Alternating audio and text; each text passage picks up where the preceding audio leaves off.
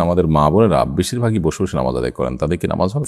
ছোট বাচ্চা যদি নামাজ পড়ার সময় সামনে এসে দাঁড়ায় বা খেলা করে, তাহলে কি তাকে সামনে থেকে সরানোর চেষ্টা করব, নাকি তাকে তার মতো খেলতে দিব? আমার মেয়ের আকিকা করানোর জন্য কোনো এতিমখানায় খাসি দিয়ে দিলে কি আকিকা আদায় হবে? আমার জামাইয়ের অনেক রাগ, তার রাগ কমানোর জন্য কি করতে পারি? আমার সন্তান সবসময় অসুস্থ থাকে, মা হিসেবে সন্তানের সুস্থতার জন্য কি কি আমল করতে পারি? শিক্ষকরা যদি শরীরের কোনো স্থানে প্রহার করে, তাহলে সেই স্থানকে জানাতে যাবে? এটা ছোটবেলা থেকে শুনে আসছিলাম। নিজের হায়াত থেকে বাবা মা অথবা প্রিয়জনের হায়াত বাড়িয়ে দেওয়ার দোয়া করলে কি গুনাহ হবে? আমরা যারা শহরে থাকি, তারা চিরুনির সঙ্গে উঠে আসা চুল ফেলবো কোথায়? বাইরে ফেলার পর ময়লা ফেলা লোকেরা বিক্রি করলে কি আমাদের গুনাহ হবে? প্রশ্ন উত্তরে চলে যায় সরাসরি। এমনি ফিরোজ আলম খান আপনি লিখেছেন, তেঁতুল গাছের কাঠ দিয়ে ঘর বানানোর ব্যাপারে কি কোনো নিষেধাজ্ঞা আছে? এটা কি অশুভ? না, এরকম কোনো অশুভ নাই। যে কোনো গাছের কাঠই আমরা আমাদের ঘর বাড়িতে লাগাতে পারবো, এতে কল্যাণ কোনো ব্যাপার নেই।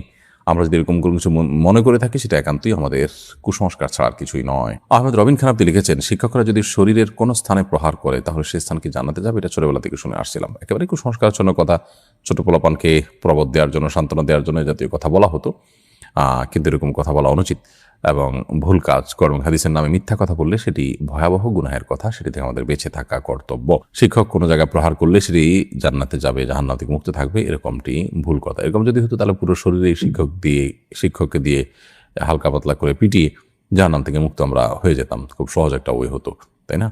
এরকম কোনো কথা কোরআন হাদিস দ্বারা প্রমাণিত না, সম্পূর্ণ মন গড়া কথা। জান্নাতুল ফেরদাউস আপনি লিখেছেন, ছোট বাচ্চা যদি নামাজ পড়ার সময় সামনে এসে দাঁড়ায় বা খেলা করে, তাহলে কি তাকে সামনে থেকে সরানোর চেষ্টা করব, নাকি তাকে তার মতো খেলতে দিব? যদি সে আপনার খুব বেশি ডিস্টার্ব করে, তাহলে সেক্ষেত্রে আলতোভাবে সরাতে পারেন, যাতে আমলে কাসির না হয়। অর্থাৎ আপনি সরাতে গিয়ে আবার এত বেশি মুভমেন্ট করলেন যে আমলে কাসির হয়, এরকম যেন না হয়, সেই জিনিসটি খেয়াল করতে হবে। আর যদি সেটা না পারেন, তাহলে বা এত বেশি মুভমেন্ট না হয়, বরং সে যেটা খেলছে সে খুবই হালকা পাতলা খেলছে, এরকম যদি হয়, তাহলে সেক্ষেত্রে তাকে তার মতো খেলতে দিবেন। আপনি অযথাই তাকে ধরতে গিয়ে নিজের নামাজের মনোযোগ নষ্ট করা, কিংবা নামাজের যে কাইফিয়ত, নামাজের যে অবস্থার মধ্যে আপনি আছেন, সেটির পরিবর্তন করতে যাবেন, সেটার প্রয়োজন নেই। তাহারাত তানি আপনি লিখেছেন, আমরা যারা শহরে থাকি, তারা চিরুনির সঙ্গে উঠে আসা চুল ফেলবো কোথায়? বাইরে ফেলার পর ময়লা ফেলা লোকেরা বিক্রি করলে কি আমাদের গুনাহ হবে? কেউ যদি কুড়িয়ে নিয়ে বিক্রি করে, তাহলে আমাদের গুনাহ হবে না। তবে আমরা চাইলে আমাদের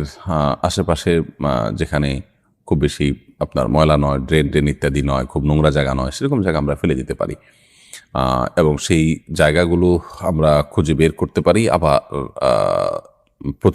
প্রতিনিয়ত তো আর খুঁজে বের করা যায় না, তাহলে সেক্ষেত্রে আমরা কোনো এক জায়গায় সঞ্চয় করে রাখতে পারি। একসাথে হইলে পরে কোনো মাটির নিচে পুঁতে ফেললাম বা কোনো জায়গায় ফেলে দিলাম, সেই কাজটি আমরা করতে পারি। মানুষের শরীরে কোনো অংশ বিক্রি করা জায়েজ নয়, এটা মানবতার অপমান। যার কারণে কোনো ব্যক্তি তার শরীরের কোনো কিছু, সেটা চুল হোক, অন্য কিছু হোক, এগুলো বিক্রি করে, এটা জায়েজ নয়।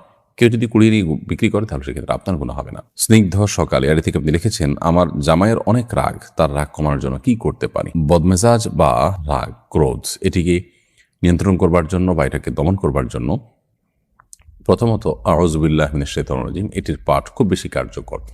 বেশি বেশি আউযু বিল্লাহি মিনাশ শাইতানির রাজিম পাঠ করলে সাধারণত মানুষের রাগ নিয়ন্ত্রণ করা সম্ভব হয়। তিনি যে সমস্ত খাবার খান, যে সমস্ত পানীয় গ্রহণ করেন, সেগুলোতে আপনি 7 বার আউযু বিল্লাহি মিনাশ শাইতানির রাজিম পড়ে ফু দিয়ে তাকে খাওয়াতে পারেন। এটা অভিজ্ঞতা দ্বারা প্রমাণিত যে অনেক সময় রাগ প্রশমিত হয়। তাছাড়া ক্রোধ দমন বিষয়ক বিভিন্ন মোটিভেশনাল স্পিচগুলো তাকে শোনাতে পারেন, এবং এ বিষয়ে ভালো ভালো বইও আছে, সেগুলো তাকে দিতে পারেন। আল্লাহ তাআলা তার ইসলাহ এবং সংশোধন নসিব করুন। তানজিম যারা আপনি লিখেছেন, আমি ছোট থেকে শুনে আসছি, তেঁতুল খেলে বা তেঁতুল গাছের নিচে হাঁটলে নাকি মেধা কমে যায়, এটা কি সত্যি? এটার কোনো বৈজ্ঞানিক ভিত্তি তো নেই, এবং কোরআন হাদিসের আলোকেও এটি প্রমাণিত নয়। এটির কোনো অভিজ্ঞতা দ্বারা প্রমাণিত আছে কিনা আমি জানি না, তবে কোরআন হাদিস দৃষ্টিকোণ থেকে এরকম কোনো কথা তো নেই। বরং বৈজ্ঞানিকভাবেও তেঁতুল খেলে ব্রেইন কমে যায়, মেধা কমে যায়, এরকম কথা আছে বলে আমি জানি না। বিষয়টি আমি মানে কিছুটা ঘাটার চেষ্টা করেছি, তবে এরকম কোনো বিষয় আমার চোখে পড়েনি। বিষয়টিকে আপাতদৃষ্টিতে কুসংস্কারই মনে হয়।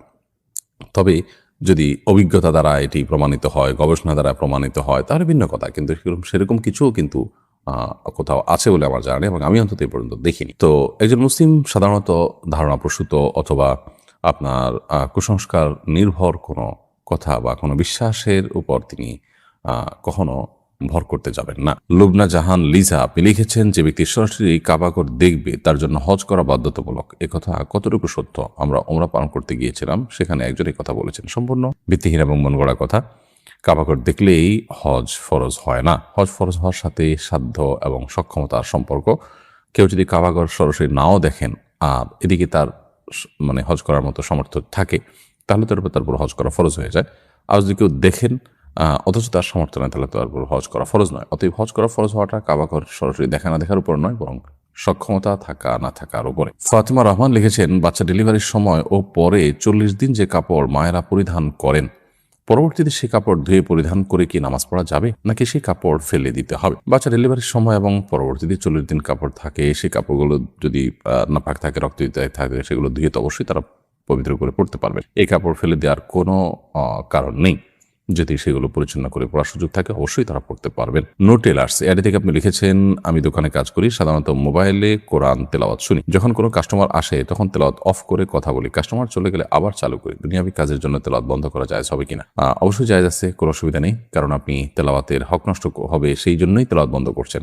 এই বন্ধ করাটা কোরআনের সম্মানার্থেই, এটা কোরআনের প্রতি অসম্মান করার জন্য নয়। যেহেতু নামান আমল নিয়ত বা সমস্ত আমল নিয়তের উপর নির্ভর করে, বিধায় আপনি যে উদ্দেশ্য বন্ধ করেছেন সেটি যেহেতু অসৎ নয়, বরং ভালো, কোরআনের প্রতি সম্মান প্রদর্শন করা, আল্লাহর নির্দেশ যেন লঙ্ঘন না হয়, সেজন্য আপনি বন্ধ করেছেন, সেজন্য এটি গুনাহ হবে না। সঞ্জিদা কনা আপনি লিখেছেন, আমার মেয়ের আকিকা করানোর জন্য কোনো এতিমখানায় খাসি দিয়ে দিলে কি আকিকা আদায় হবে? মেয়ের আকিকা হোক, ছেলের আকিকা হোক, আকিকার গোশত কোরবানির গোশতের মতো নিজেরা খেতে পারেন, আত্মীয় স্বজনকে খাওয়াতে পারেন, গরিব দুঃখী দিতে পারেন। আপনি যদি পুরো আকিকার পশুটি এতিমখানা বা মাদ্রাসা বা কোনো গরিব মানুষকে দিয়ে দেন এবং বলে দেন তুমি আমার তরফ থেকে আকিকা করে নিও, তাহলে সে যদি আপনার বাচ্চার তরফ থেকে আকিকা হিসাবে এটাকে জবে করে নিজেরা খেয়ে না, আকিকা আদায় হয়ে যাবে। তবে এমনটি করা আমরা অনেকে মনে করি জরুরি বা বিশেষভাবে এটা করাটা বোধ হয় কাঙ্ক্ষিত। এই ক্ষেত্রে ব্যাপারটা সেরকম না, এটা একান্ত আপনার ইচ্ছার উপর নির্ভর করে যে আমার পুরো আকিকার গোশত আমি এতিমদের খাওয়াতে চাই, এটা আপনার ব্যাপার। কিন্তু আকিকার গোশত নিজেরা খাওয়া, অন্যদেরকে খাওয়ানো কোরবানির গোশতের মতো, এটা সম্পূর্ণভাবে জায়েজ। অতএব আপনি কিছু খেলেন, কিছু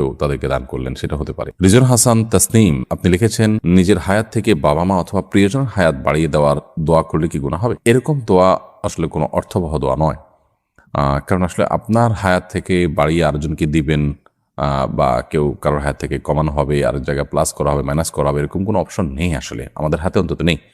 আল্লাহ সুবহানাহু ওয়া তাআলা প্রত্যেকের জন্য যা বরাদ্দ রেখেছেন তিনি তাই ভোগ করবেন, কোরআন এবং সুন্নাহ সেটাই বলে। অতএব এরকম দোয়া করা অমূলক দোয়া, এ দোয়া অর্থবহ কোনো দোয়া নয়। আমরা যেটি করতে পারি সেটা হলো, যাদের নেক হায়াত বৃদ্ধি চাই তাদের জন্য আমরা আল্লাহর কাছে দোয়া করবো, আল্লাহ তার হায়াত বৃদ্ধি করে দেন, তাকে নেক হায়াত দেন, দীর্ঘদিন তাকে আপনি ইমানের সাথে বাঁচিয়ে রাখেন, আমলের সাথে বাঁচিয়ে রাখেন, সেটাও আমরা করতে পারি। কিন্তু অমুকের হায়াত থেকে, আমার নিজের হায়াত থেকে আপনি কমায় তাকে বাড়ায় দেন, এটার কোনো প্রয়োজন নেই, কারণ আল্লাহর কাছে তো অভাব পড়েনি যে আমারটা কমায় তাকে বাড়ায় দিতে হবে। ফাহমিদা ইউসা এটি থেকে আপনি লিখেছেন, আমার সন্তান সবসময় অসুস্থ থাকে, মা হিসাবে সন্তানের সুস্থতার জন্য কি কি আমল করতে পারি? বোন ফাহমিদা, আল্লাহ তাআলা আপনার সন্তানকে পরিপূর্ণ সেবা দান করুন, আমরা দোয়া করি। মা হিসেবে সন্তানের সুস্থতার জন্য আপনি তো সাধারণভাবে দোয়া করবেন, দোয়া কবুলের যে সময়গুলো আছে সেগুলোতে আলাদা করে দোয়া করবেন। মা বাবার দোয়া সন্তানের জন্য অনেক বেশি উপকারী। এর বাইরে তার রোগ নির্ণয়ের জন্য ট্রিটমেন্ট করা অথবা রোকিয়ার ব্যবস্থা করা, সেটা আপনি করবেন ইনশাআল্লাহ। পাশাপাশি জমজমের পানি পান করাতে পারেন যদি সুযোগ থাকে।